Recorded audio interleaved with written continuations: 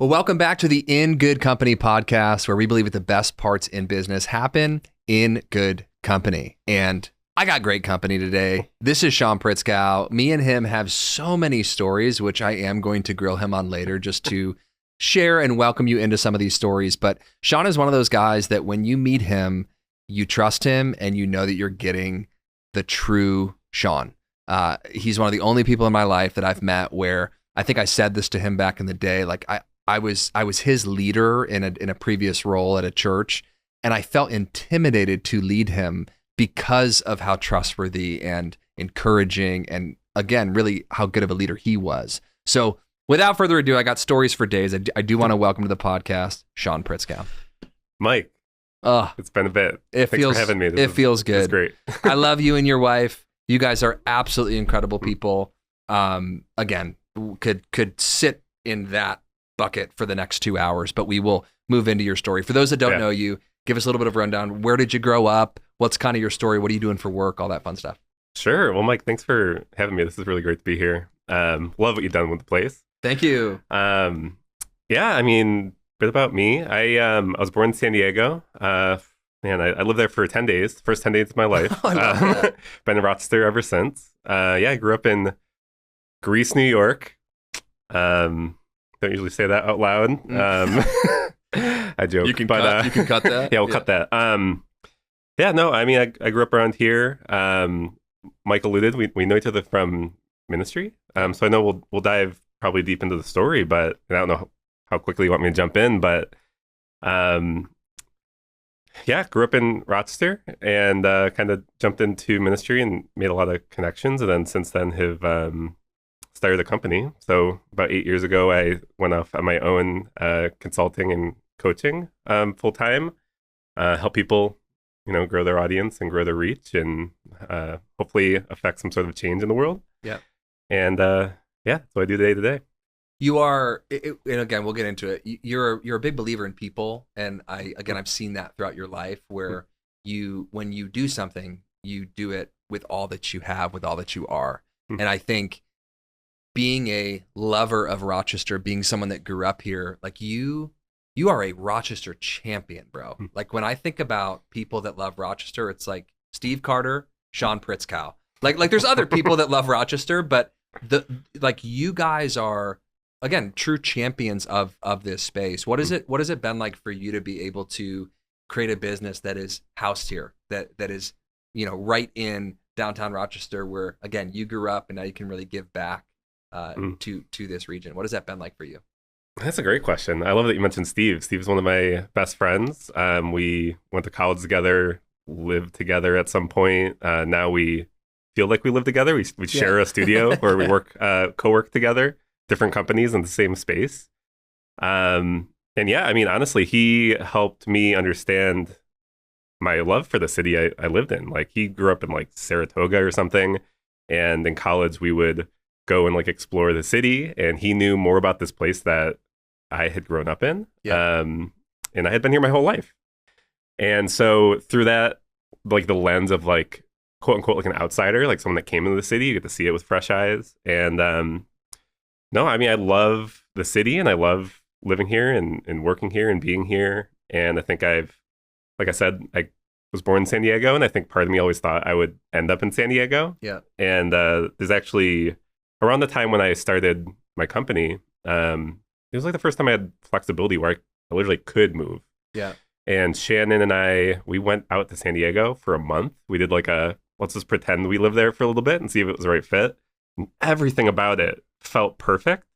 But when we like thought about it, prayed about it, had like this gut feeling about it, it was like, you're supposed to be in Rochester. So what do you do with that when everything, yeah, right. And both of us too, we're like, man, one of us, come on, we should fight about this. No, we felt like we were supposed to be here. So you're like, what do you do with that? You just lean into it, fully embrace it, bought a house here, have my office here. And one of the benefits of being in a city like Rochester, where the size of a city like Rochester is like, you can go to a cafe or a restaurant or a concert or anything. You're going to see people you know. And like, I love what you say with the podcast of being in good company. Yeah. Is like when you live in Rochester and you exist and you embrace the city. Your friends become colleagues, become coworkers, become referrals, become, there's great people in the city. And once you build relationships and foster them, they can be good for life. They can be good for business. They can be, all around. Yeah, I think it feels like it just at a human level, it feels good to support businesses that the people behind. Mm-hmm. And whether that's a cafe or it's a restaurant, it's like to walk into an establishment that isn't maybe this big national brand. Although I did have Starbucks this morning, so I apologize. But like, it just feels good. It feels like you are supporting kind of that greater city. Again, you're a part of really the move in the city. One of the parts of Rochester that those that are from here are going to appreciate and understand too is Rochester has this unique story to it where it's the city that used to be. It's like Kodak used to be awesome and the city used to be bustling with whatever, right? The Xerox and like all the stuff that used to be. What do you feel like though with the emergence of like Parcel 5 and like DeLon and like some of the events that are now coming back in the city, the creative energy that feels like it's kind of being blown back in? What do you think for kind of even the future of Rochester? Like, where do you kind of see the next maybe 5-10 years? I know it's a loaded question from a guy that just lives in Rochester, but what do you think? I know. I need to tap Steve for this. You need to bring him in. Mentioning Parcel 5, but I know. Shout out, Steve. Yeah, there's a creative current and energy that's happening through the city. I think if you work here and you live here, you feel it. And I think there's this kind of like concept of like a boomerang of people that like leave Rochester, come back, and it's like they experience the city in a new light, and it still has the same essence, but then you come here and you're like, well, that didn't exist when I lived here, and this wasn't the thing, and people weren't excited to go to Parcel 5, and it's the only place that I know that we call it a parcel, right? Yeah, right. So I think there's a current coming through. I think if you think of the city, like you're mentioning Xerox and these big businesses and companies, like 2025 and beyond, it's a new era, and there's so much remote work, and there's people that are coming into the area because they can not only just get a good job here, but they can get a great property, they can build a home here, build a family here. I met someone in my neighborhood who used to commute, live closer to New York City, would commute 45 minutes, 60 minutes, hour and a half one way, right?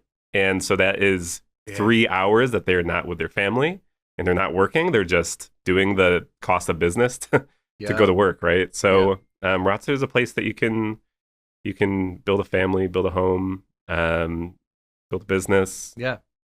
And you spend your life and spend your time doing what matters. So. Yeah. So let's dive into your business, because I feel like one of the things you've done a great job of is the business that you started 8 years ago probably looks very different to what you're actually doing today. And why I say you've done a great job with that is you've actually been able to listen to your client base, like evolve with, what the needs of the businesses that you're trying to serve. But give us a snapshot of what is your business? What do you guys do? Who's kind of your preferred client? If somebody's listening that maybe would need the help or the support from a business like yours, what are the pain points and things that you help them overcome? Yeah. I know it's funny when people ask what I do. I have my hands involved with a bunch of different things. But my primary business is I work as a marketing strategist and consultant. Yeah. And I come alongside people, primarily people who their business is connected to something greater that they're doing, whether it be, they could literally be a nonprofit organization, or they're a for-profit organization that has a social purpose or social benefit to it. Yeah. And work alongside people to help them grow their audience, grow their business, grow their impact. And I know I'm kind of like the person who comes alongside and helps you build a strategy along what you're doing, and making sure that what you're doing is intentional and you're building something that over time is achieving the goals and the objectives that you want. Yeah. I started out, really, freelancing and doing design and web and things like this. And I would ask questions that just felt like were appropriate. And in many ways, it felt like it was probably convincing people not to hire me. So if you come to me and like you want, let's say a website, for example, be great. Like, websites are expensive. Why do you want a website? And they're like, maybe I don't. but frankly, people would. And they're like, yeah. well, you learn people actually don't want websites, they want customers. And well, like, let's figure out how your website is going to get you customers, or maybe there's something preceding your website that maybe you don't need maybe you need a website, you just don't need it yet. You need to figure out like who your audience is, or who's your ideal customer, or, you know, what is the unique value that you provide that others don't. And that's going to get you much further than what the investment would be in a website. And then when you go and launch your website, you can do it confidently knowing that, oh, we know who we're looking to reach. We know what we offer. We know our messaging. We know we're positioned in the market. And now we can like hit it out of the park with our website redesign. Yeah. That's great. Yeah. I think, again, watching your journey has been really cool to see just from my perspective. Is our marketing agency, we kind of serve a different arm of the marketing, kind of the total marketing pizza, so to speak. We're a different piece. Lunch, don't say pizza yet. Piece of the pie. I know, it's 12:18. I am starving. That'd be sick if mid-podcast, just pizza comes in. Nice little local spot, just right here. Sponsorship opportunity. That's what I'm saying. Hey, it's wide open. There we go. It's wide open. Anyway, one of the things that's just been cool to watch in your story is that you have been able to evolve. And I think that it really is you evolve or you die when it comes to even look at the marketing trends over the past 8 years. Like, it's like TikTok was not even around when you started, or, you know, different web platforms or different ways in which people were reaching customers, influencer marketing, and like all these other concepts. I think about when I went to college, like Facebook, I needed to have my St. John Fisher email address in order to create a Facebook. Yeah. And the marketing principles I was learning, like, they were beneficial, and of course, like, the base level principles make sense, but the tactics they didn't exist to where we're at today, right? So speak to being able to evolve. Again, for a young person listening that maybe feels like they're in their early 20s and they're like, I got this, bro. I got this figured out. I'm gonna scale this business. What does it mean to constantly be in a place of learning, evolving, and nurturing your current client base? Yeah, it's a great question. I mean, I think it's incredibly important to be able to think at high level and build a strategy and help understand what you're looking to do and achieve. And on the other end, you need to like be able to like track people where they're at and meet people where they're at. And if they're on TikTok, go on TikTok, right? And if you've never had a TikTok account and that didn't exist yet, right? Like, you need to embrace it and learn it. So I think that's the constant challenge of a lot of different people, is they need to, especially if they're small, they need to think up here and they need to act down here. And that can be extremely challenging, right? So that's why someone like you or like me, like, come in and help bridge the gap and do some translation work, right? And you mentioned college, right? Like, Instagram it came out when I was in college, did not exist, right?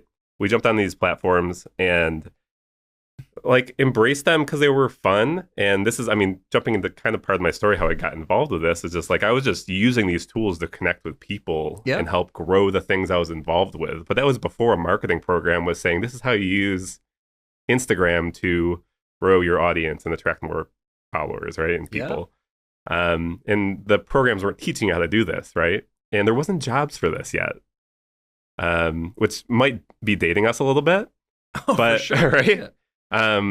But like, we kind of like created these jobs as we were going and created these strategies. And you mentioned Steve. Like, I remember like Steve creating an Instagram account for the college I went to because it didn't exist yet, right? So like, I definitely didn't study marketing as a degree program. Let's like just be very upfront. Like, I did not go to school for for marketing. And I remember like even having like interns and people who were studying marketing, and they're like, I'm learning so much in the trenches, like working with you, that like I'm learning some higher level things in school, but like very practically, I feel like I'm not, like, I need to go out there and do it, right? Yeah. And I think there's a going out there and doing it part that's really, really critical and important. That you don't find in the textbooks, because frankly, the textbooks are already outdated, right? Things are changing so frequently, and sometimes it's overwhelming to keep up. Yeah. And there's something that of like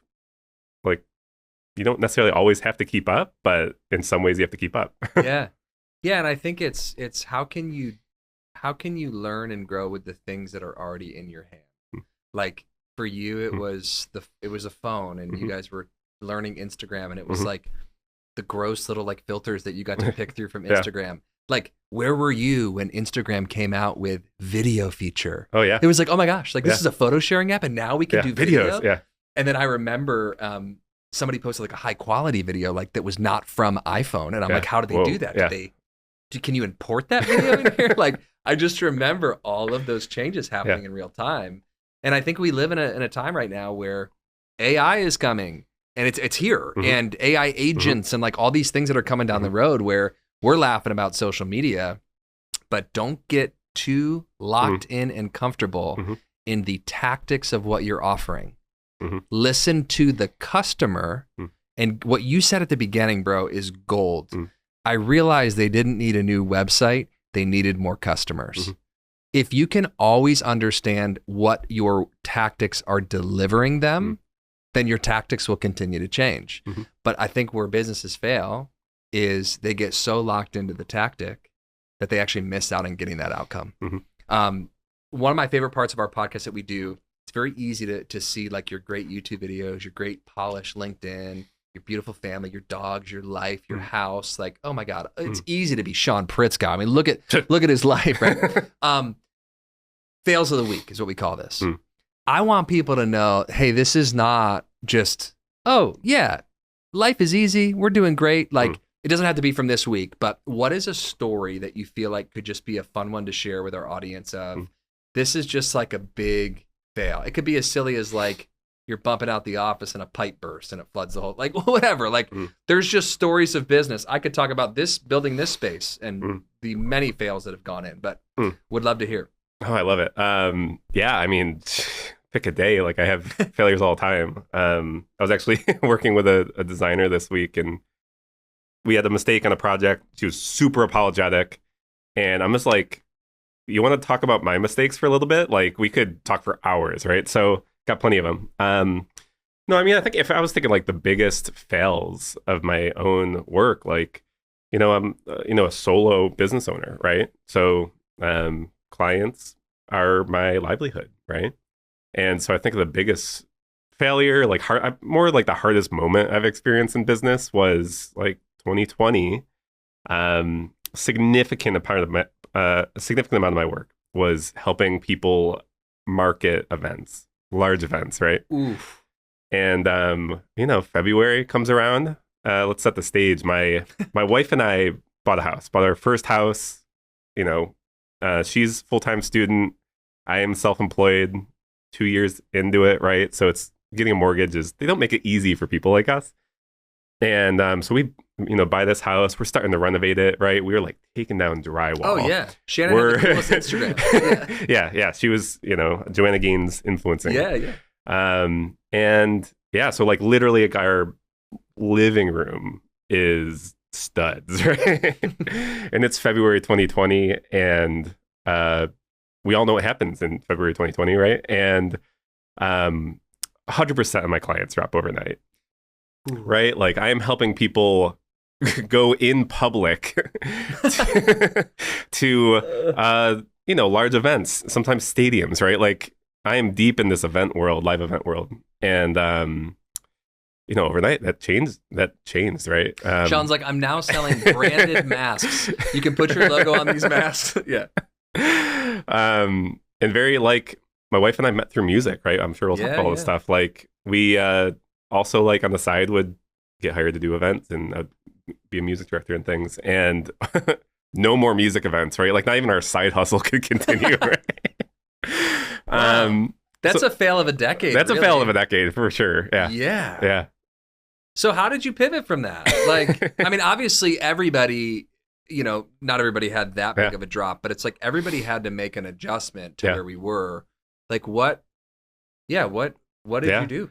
Yeah. Well, I mean, a huge part of it, like the learning experience was like, you do not want to rely on, in some ways it's like one client. You don't want one client to be just like the 70% of your work, right? Because one client goes, like your business goes. Yeah. Very similarly, just even like one like vertical or this like one like live events was huge significant portion of my revenue, right? So I'm learning to step back and say, well, how do I make sure that I have multiple income streams or multiple things going on, so that if one flops, like it's not going to take everything, right?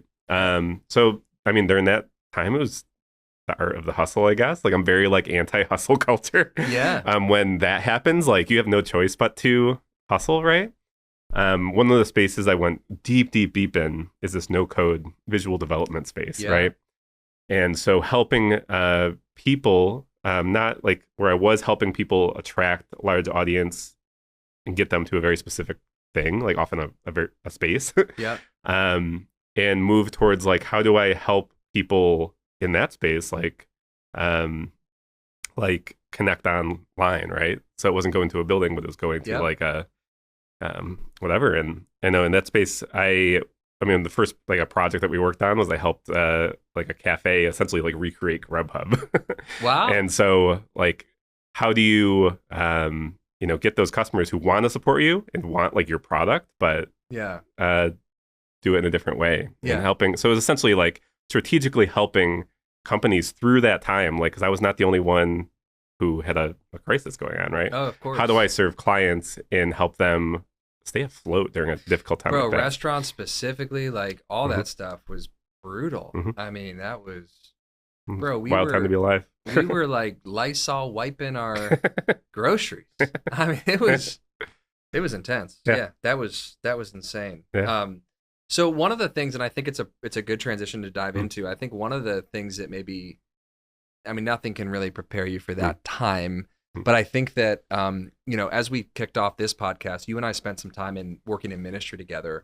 And for those that maybe have either held a really high level volunteer role or you've worked in ministry, there's really a whole lot that goes into that could be a completely different episode for a different day. But I think, having to overcome like the transitioning from this really meaningful work, kind of the overworked, underpaid, like I'm slugging it out for the mission, like just keep moving. How much of that experience, and we can come back to that, but how much in that experience do you think kind of has prepared you or propelled you when things do pop up that maybe don't go your way? You're able to pivot, you're able to maneuver and really make a difference. Yeah. That's a great question. Yeah. I'm just trying to stump you. So. No, definitely not stumped because, like what you're alluding to, like working in ministry or working in volunteer roles where like resources just aren't flooding you and you have everything at your disposal, right? Just keeps you on your feet. And I think, I don't know, that's kind of like a hallmark of like my whole life and career has just been like thinking on your feet, like not necessarily just being reactive, but having the skill set to be able to react when things don't go your way, or you don't have the resources available to you to do what you would want to do. And many cases, like I do a significant amount of work in the nonprofit and social impact space, and that those spaces are notorious for not having like a dedicated person who does the dedicated thing. It is we have a guy who does A, B, C, and D, right? Like wears multiple hats. And you and I have been in spaces where we've worn so many hats, sometimes hats that don't feel like they fit us. They maybe don't look good on us, right? You're like, there's no one to do that thing. Like, what do you think about I am doing the thing. Right.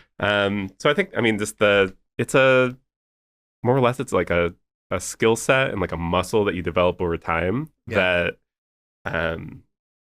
when uncertainty comes, you're like, well, I need to embrace uncertainty and do what feels right and use my past experience, what I've learned up until this point, to react to this present moment. So I don't talk about this a lot, but this is because we share this experience, like this is a great opportunity. I think a great place to do it. Sure. For those that have worked in vocational ministry, I think you and I shared a similar desire when we were young, where it was like, when I grow up, I want to be a pastor. Like I want to be a youth pastor when I grow up. And again, I was young and I do think that was right. And it was some of the most rewarding years of my life, but it was almost this idea in my Christian faith where it was like, this is almost like Christianity 2.0. Like I get to graduate to become a Christian that is really able to do meaningful work now, Mm. right? Like that was kind of as I look back, I think that was part of it. But when I became a youth pastor, 6 years, some of the most rewarding times of my life. Mm. But when that season came to a close, there was a true, which doesn't get talked about a lot, there was a true psychological mind F that happened where I had to go, does God still love me? Am I still anointed? Is his hand of favor still on my life? Like deep, deep questions that even today I still have to process and figure out, right? Mm-hmm. In that process between working in your calling and making that step out to go and start your business, number one, have you had similar things that I'm describing, or am I just on my own? And then number two, how have you been able to navigate that really ripping your old dream job versus your current reality? Yeah, you're really trying to stump, right? Yeah, and I just want to make sure I'm not crazy. No, not crazy at all. No, we very much shared very similar experiences. Yeah. Yeah, I mean, very much. I think what you're alluding to is like having your life be oriented in a specific direction that is like, I am just walking out what I'm made to do, and this is what I'm supposed to do, and there's an understanding of who I am, and it's aligned with this thing I do, and then when the thing I do changes, you're like, well, this is who I am, not what I do. And when things change, it causes a bit of a crisis, right? So I very much had a very similar experience. And yeah, I mean, it was something to wrestle with. And I think it's funny, like coming on the other side of this experience, like I feel more integrated now than I ever have. Like knowing that I'm doing what I'm supposed to do and who I am, but the journey to get here was very, very difficult. And I think a big part of it is just like that understanding of who you are and how does that line up. And if you're someone who, specifically being in ministry, like what comes with it is you're just in front, right? You're in front of people. You're in front of, like, especially in the digital world, like you're just like very integrated with what you do, and people draw connections between what you're involved with. Yeah. And so it's not just like, where if you switch from one job to another job, you're like, oh, I moved and I can change my LinkedIn title, and now I'm doing this thing. And everyone understands that I worked at this place and now I don't, and I work at this place, right? Yeah. But in ministry, it's something that is integrated with everything you do. So when someone sees you go from one thing to another, it's like, what happened? Or for sure, who are you anymore? Or did you change? And it's sticky, right? Yes, I think that's all really well said, because if you're, and we know this, but if you're living for the approval of other people, you're going to make a rotten pastor anyway. So like if you're working in ministry and like you really need that affirmation, you really need that exterior validation, that's going to be a slippery slope. And unfortunately, we've seen the effects that can have on people in ministry, outside of ministry, whatever. For someone that's maybe wrestling with that, where they're in maybe a ministry role right now, or they're in this volunteer role, but they have a lot of questions, or they don't want people to think that they're not doing okay, but they feel like their season has changed, or they feel like there's this new chapter ahead. What advice might you have for them in terms of kind of that bridge season of transition? Yeah, I think this is just my own personal experience. I remember having a great amount of confidence of like what was the right decision to make, or what was the right move to make. But there was an element of like, I needed to delay or not do what I thought was right because it was for someone else. Like, and I think there was this like element of like martyrdom, and it sounds very intense, but to think that like, hey, this is the right decision for me, this is the right decision for my family, this is the right decision for whatever. But to say, I'm going to not do it because it's going to make someone else disappointed, or I'm not going to be able to serve someone in a certain way anymore. those are all like valid thoughts and emotions, but it can just really be harmful, right? Yeah. So I Oh, think yeah. if you're in the spot where like, I know I'm supposed to make a transition or a change, but A, B, and C, and D, like a lot of those reasons, if you were to take a step back or someone else was to like look at your life and maybe like counsel you through this, like those things aren't as critical and important. For sure. Right. So like for sure. definitely taking care of yourself and doing what you know you need to do is huge. Yeah, no one's going to fight for the things that God has put in you to fight for. So you could have a boss at a non-church job. You could just have a boss that isn't going to say to you, hey, you should take your wife on a date on Friday. Like, no one cares. I mean, he does, I guess, but like, Sure. It doesn't really matter. It's, I need you to do this task. Like, I need to make sure that what I'm paying you to do gets done. Right. And so for you to really put up those boundaries, those barriers to be able to do that, I think, obviously that speaks volumes. Yeah. For someone that is their own boss, I think one of the hardest parts about being an entrepreneur is you don't have a boss. So when you are your own boss, you do, it's just like yeah, or you have 17 You're bosses. You are both, right? Yeah, because you have all these clients. Yeah. But yeah, I mean, I think one of the questions that I have would be, how have you been able to put your own barriers and boundaries up? Because kind of the running joke is, I quit my 9 to 5 to work, 9 to 9 or, whatever it ends up being. But how have you been able to kind of balance wanting to build a brand, wanting to build a business, but still having a house that's under construction, still having a wife that you want to spend time with and grow? How have you been able to balance that? Yeah, I mean, I think in past lives, past roles, past jobs, right? Like if I was working overtime, right? Or I'm working on something, it's like midnight and I'm doing something for work, right? Like I could blame someone. I was like, someone is making me do this, right? Now, if I work at midnight on a project, right? Like, who am I blaming? Like, I am the only person to blame. Dang. Right? So there's a transfer of responsibility in a lot of those things, and much more prefer it that way. Like, if I'm going to blame someone, I don't want to blame anyone else. Yeah. Right? I want to blame myself. Like, I am responsible for my work and my actions and the quality of what I do and the outcomes for clients, right? And ultimately, like, if these things are within my like level of control, right?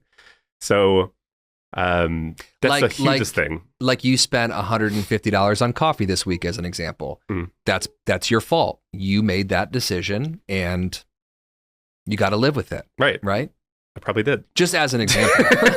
just random example. Right. So yeah, there's very much is things in your control. And so like transitioning to like working for myself or having a company, right? Like I dictate the way we work and the way that we do work and how it's being done, right? Yeah. And so I think a lot of that is like you just need to be present and be clear with your expectations. Yeah. A big part of like the way I work is that I do things non-traditionally. Yeah. And like I love it because it's like not it's my company. It's not someone else's. Yeah. And so there's an element of like do things how you want to do them.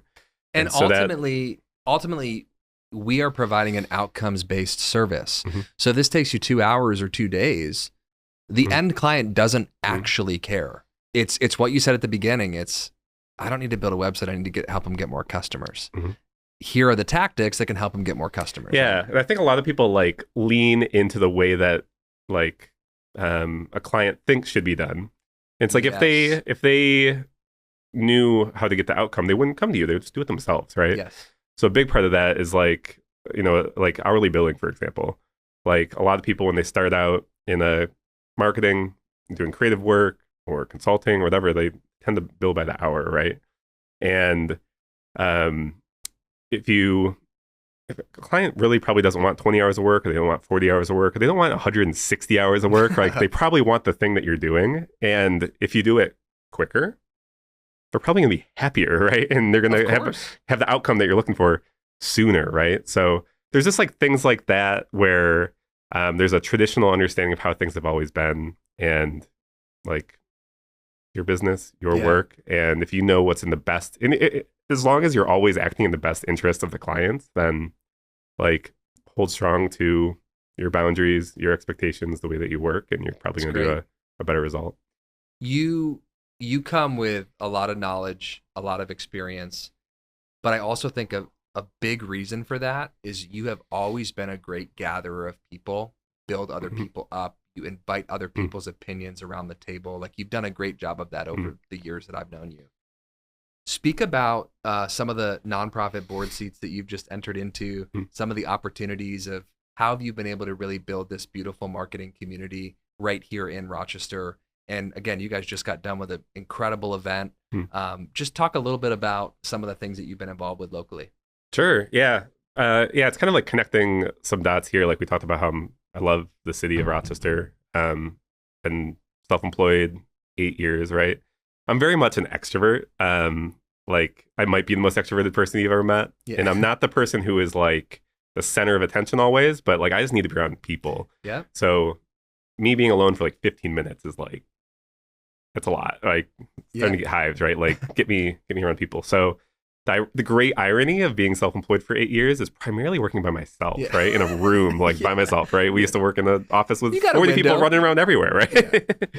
So one of the opportunities I had, I think 3 years ago, was to join the board for the American Advertising Federation of Greater Rochester. It's a regional organization. It's connected to a national organization. But what interested me in that was I get to be part of a team again. But I get to hold the team kind of at like arm's length, right? Like this is not my livelihood. This is not my career. It's 100% volunteer board. But I get the opportunity to be on a team of 19, amazing people in the city. And so, I'm the current, now I'm the current president of the American Advertising Federation of Greater Rochester. We do creative programming for the city's like marketing and advertising community. Yeah. So we have Rochester Advertising Week in the fall, and then we just had the American Advertising Federation's awards show, where we have 300-400 people come out. Everyone submits work, and then we get to award that work to those doing incredible things in our city. And that's not just like our larger agencies, but it's smaller agencies, in-house teams, freelancers, students, right? Awesome. So that's one of the big things I'm involved with here locally, and it's a great time, great way to connect. Yeah, I think there's a common misconception where people feel as their business grows and develops that it's almost like that lone wolf perspective of I don't actually want to collaborate because I don't want to waste my best ideas and have somebody steal them or take them or whatever. And unfortunately, I think there is a portion of people that, again, this podcast is called In Good Company. Like we know that we are better together. Like that we, as this grows, like we all grow. For someone listening that maybe feels like they're having to kind of hoard their secrets or to like gatekeep information, what kind of challenge might you have for them as they try to grow whatever it is that they're working through? Yeah, no, you don't really remember selfish people. Like you remember generous people who are like freely give of their time, their resources, they'd give the shirt off their own back for you. Like those are the people that stand out. And there is like on one level, I think that's just like a good thing to do. Like if you just truly care about the people you serve, then why hoard whatever knowledge or skill set you have that could be a benefit to them. So I think one level that's just like good business, good to do, right? Yeah. But I think there's like this principle of reciprocity of like if you do something good for someone, like something's is gonna kind of come back around.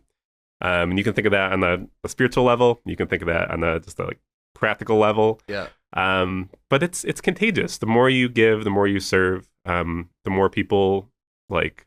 And I am not like my wife is the psychology student, right? Like, she's studying this, but like there's an actual like principle here scientifically or human wise, right? Or psychologically. Psychologically. Yeah. Psychologically. Right. Yeah. I give to you, you're gonna feel like he did for me, I'm gonna do for him. So I think there's it's not only just like ethical and good, but it's good business practice. It's a strategy is to give to others, and you'll see it come around. Yeah, dude, love that. Happy we dove into that. Last part of the podcast, one of my favorite parts: rapid fire hot seat questions. These are 1 to 2 word responses. This is off the dome. Sean Pritzkau just stepping up to the plate, hitting these questions. I know you love sports. Let's go. Sports ball. So I just want to use a sports analogy. Sports ball. Here we go. We're going to start with this one, which I love this first question. Would you rather go a day without coffee or a day without Wi-Fi? Deal with it. Oh, go without Wi-Fi. Okay. That'd be like a gift to not have Wi-Fi for a day, right? All right. This one is going to be tough. And it really is going to make your heart feel sad. Best coffee shop in Rochester. Oh, Fuego Coffee Roasters. Okay, that was easy.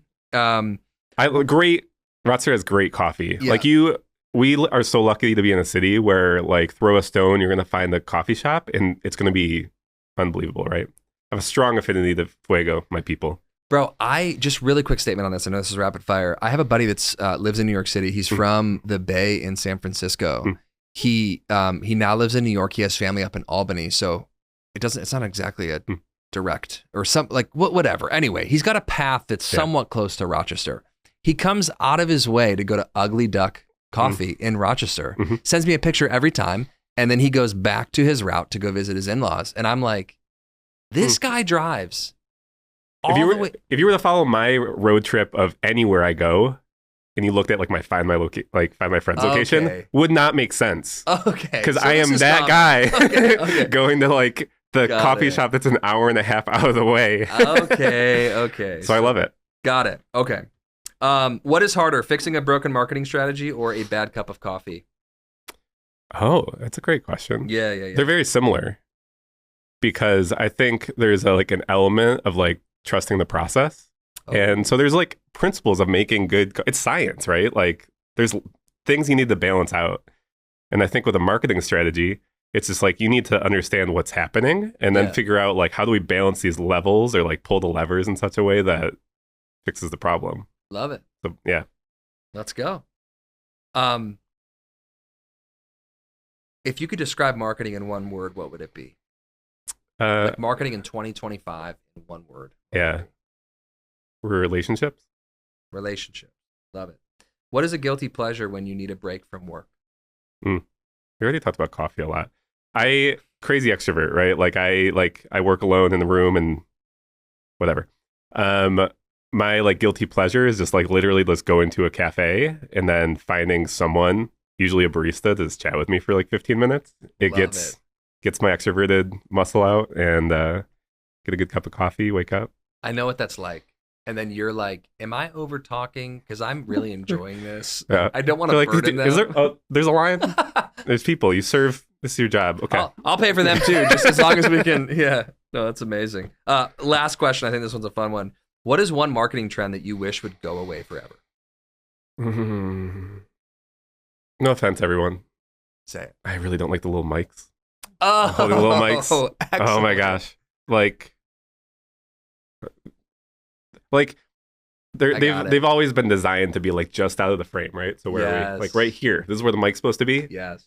Why are we putting it? Yes. And also, like, your iPhone has a mic, but some people are still sitting with the mic. We all got mics. Yeah. I mean, we're here. We got mics. I guess we could have put it up here. It's all good. These are anyway pretty looking mics. I like your Thanks. A little TMG shout out. Self promo. Well, thank you for the time, bro. I feel like we could talk, and we should do a part 2. It'd be fun to shoot live from your space. Oh, there we go. Next time on the road. I'm just saying. I'll make the coffee. But thank you so much for the time. Thank you. Again, for those that maybe haven't connected with Sean before, please, his socials and website and things are going to be in the show notes. Just one of those guys that is so valuable to have in your corner, both from what he's doing locally, but also the clients that he serves all across the country. Thank you for your time, and thank you for tuning in to the In Good Company podcast, where we believe that the best parts in business happen in good company. Thanks so much.